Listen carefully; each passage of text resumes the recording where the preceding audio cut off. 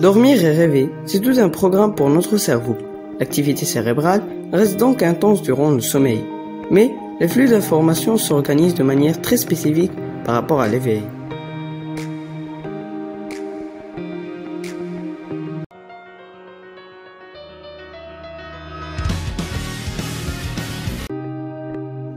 Bonjour à tous, c'est You du scientifique.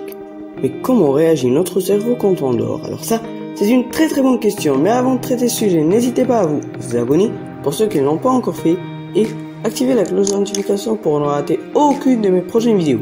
Allez, on revient. Notre sommeil est constitué de plusieurs cycles de 90 minutes en moyenne. Donc, si nous n'allons pas nous coucher aux premiers signaux de fatigue, bâillements et paupières lourdes, nous manquerons le premier cycle et devrons attendre le prochain. Donc là, je crois que vous savez pourquoi parfois vous ne pouvez plus dormir. Chaque cycle est divisé en plusieurs stades, sommeil léger, profond et paradoxal, qui ont chacun une fonction spécifique.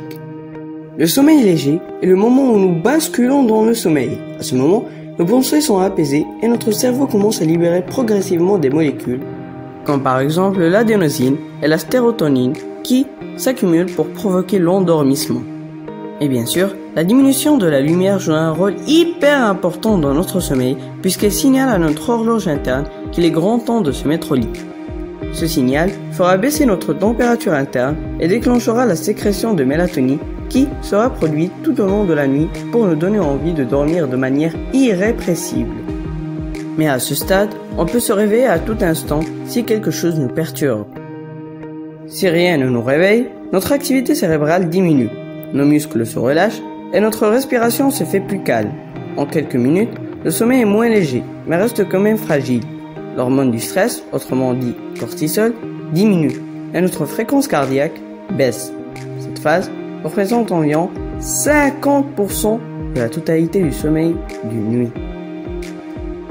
Et puis, il y a le deuxième stade que l'on appelle sommeil profond et durant lequel notre activité cérébrale se réduit au minimum en nous isolant du monde extérieur. C'est plus ou moins la phase où c'est difficile de réveiller le dormeur.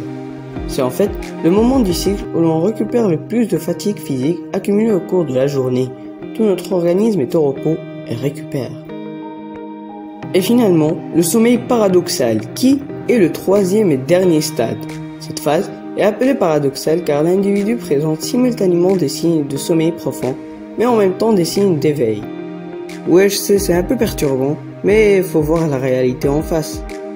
À ce moment, l'activité cérébrale est très intense et nos yeux présentent des mouvements rapides alors que nous sommes paralysés sur notre lit avec des muscles complètement atones. Et c'est en parallèle la phase durant laquelle nous faisons des rêves des plus élaborés. C'est pour ça que parfois vous vous réveillez en disant « Mais je viens juste de rêver !»